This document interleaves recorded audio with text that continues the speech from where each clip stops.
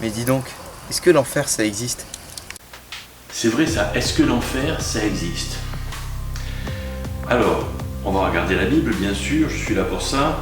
Quand on lit l'évangile de Matthieu, on trouve de très nombreux passages où il est question de l'enfer. Jean-Baptiste, avant même Jésus, parle de l'enfer, parle d'un feu qui ne s'éteint jamais, où sont jetés tous ceux qui ne regrettent pas leurs bêtises, leurs erreurs. Dans le sermon sur la montagne, Jésus dit qu'il vaudrait mieux perdre un œil ou une main que d'être jeté dans l'enfer. Un peu plus loin, Jésus va parler de la perdition dans Matthieu 7.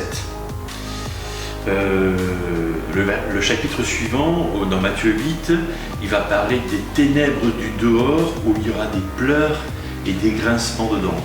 Tu connais les grincements de dents, c'est pas... il y a des gens qui grincent les dents quand ils dorment. C'est pas sympathique en fait. Hein, voilà. Et ceux qui sont à l'origine des scandales, qui font le mal, vont être jetés dans cette fournaise ardente, etc., où il y aura des pleurs et des grincements de dents. On peut multiplier comme ça les citations, et on voit que Jésus a réellement enseigné l'existence d'un lieu de tourment et de châtiment. Alors, il y aura toujours des gens qui vont dire, mieux connaître ça, et qui vont dire que l'enfer n'existe pas, qui vont dire oui, on ira tous au paradis, toi et moi, etc. Mais non, c'est pas vrai en fait. Hein. C'est pas vrai, mais il est question de foi.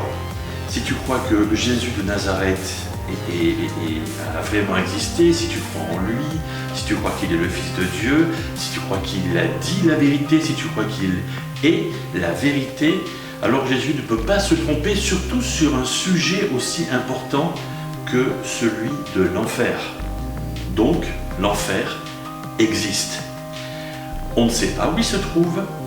Alors, évidemment que le feu, c'est certainement une image pour représenter la douleur que l'enfer sera, mais c'est certainement un endroit où il ne sera pas bon d'être pour l'éternité. L'éternité, hein, pas juste 10 ou 15 ans, l'éternité. À l'origine, l'enfer était réservé à Satan, ce rebelle hein, qui s'est révolté contre Dieu, mais Satan a entraîné tous ceux qui le suivent, hélas. Voilà.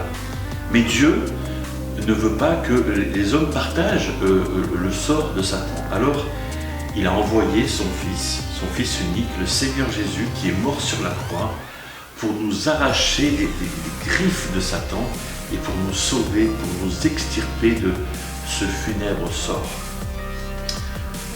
Tu connais peut-être Jean 3,16, car Dieu a tant aimé le monde qu'il a donné son Fils unique, afin que quiconque croit ne périsse pas, mais qu'il reçoive ou qu'il ait la vie éternelle. Alors voilà mon conseil du jour. Ne tarde pas de demander à Dieu de te pardonner tes péchés et d'accepter ce salut qu'il te propose en Jésus-Christ. Ok, c'est ton choix, tu fais comme tu veux.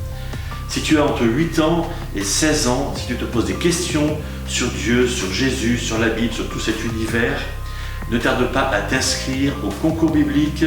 Tu trouves ça sur le site ici. C'est gratuit, c'est à ton rythme, tu commences quand tu veux, tu arrêtes quand tu veux. Et puis à bientôt dans une autre vidéo. Surtout, prends soin de toi, prends soin de ceux que tu aimes et n'oublie pas, Dieu t'aime. À bientôt.